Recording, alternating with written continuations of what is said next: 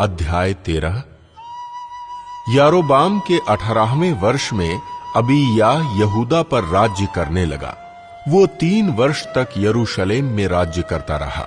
उसकी माता का नाम मीकायाह था, जो गिबावासी ऊरी एल की बेटी थी। फिर अबीया और यारोबाम के बीच में लड़ाई हुई।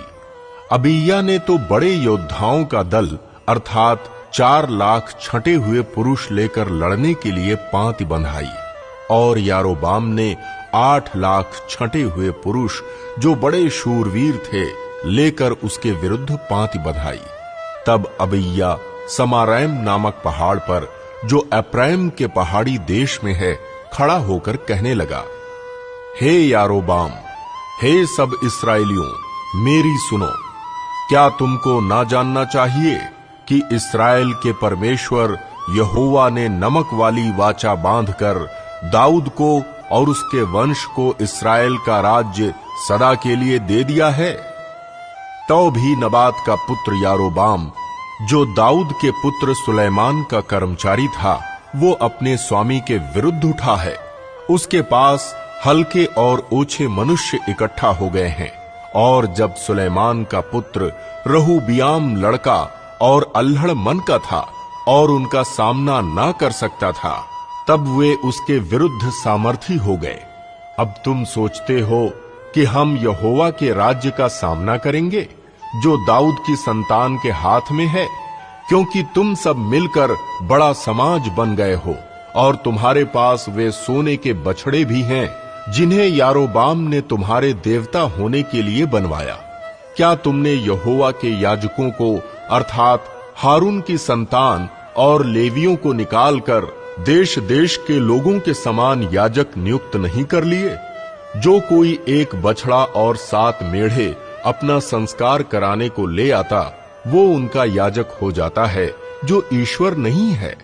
परंतु हम लोगों का परमेश्वर यहोवा है, और हमने उसको नहीं त्यागा।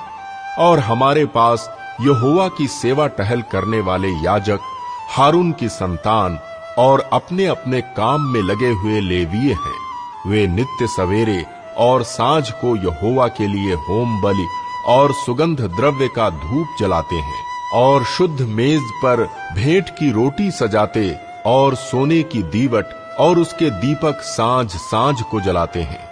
हम तो अपने परमेश्वर यहोवा की आज्ञाओं को मानते रहे हैं, परंतु तुमने उसको त्याग दिया है।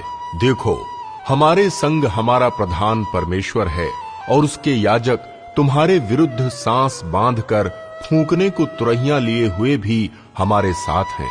हे इस्राएलियों, अपने पूर्वजों के परमेश्वर यहोवा से मत लड़ो, क्योंकि तुम सफल न होगे। परंतु यारोबाम ने घातकों को उनके पीछे भेज दिया।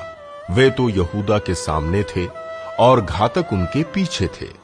जब यहूदियों ने पीछे मुंह फेरा, तो देखा कि हमारे आगे और पीछे दोनों ओर से लड़ाई होने वाली है। तब उन्होंने यहोवा की दुहाई दी, और याजक तुरहियों को फूंकने लगे। तब यहूदी पुरुषों ने जय जयकार किया, और जब यहूदी पुरुषों ने जय जयकार किया, तब परमेश्वर ने अबीया और यहूदा के सामने यारोबाम और सारे इस्राएलियों को मारा। तब इस्राएली यहूदा के सामने से भागे, और परमेश्वर ने उन्हें उनके हाथ में कर दिया। अबीया और उसके प्रजा ने उन्हें बड़ी मार से मारा, यहां तक कि इस्राएल में से 5 लाख छंटे हुए पुरुष मारे गए। उस समय तो इस्राएली दब गए, और यहूदी इस कारण प्रबल हुए कि उन्होंने अपने पितरों के परमेश्वर यहोवा पर भरोसा रखा था। तब अबीया ने यारोबाम का पीछा करके उससे बेतेल, यशाना और यप्रोन नगरों और उनके गांवों को ले लिया। अबीया के जीवन भर यारोबाम फिर सामर्थी न हुआ, और यहोवा ने उसको ऐसा मारा कि वो मर गया। परंतु अबीया और भी सामर्थी हो गया, और 14 स्त्रियां ब्याह लीं, जिनसे 22 बेटे और 16 बेटियां उत्पन्न हुई। अबीया के काम और उसकी चाल चलन और उसके वचन इद्दो नबी की कथा में लिखे हैं।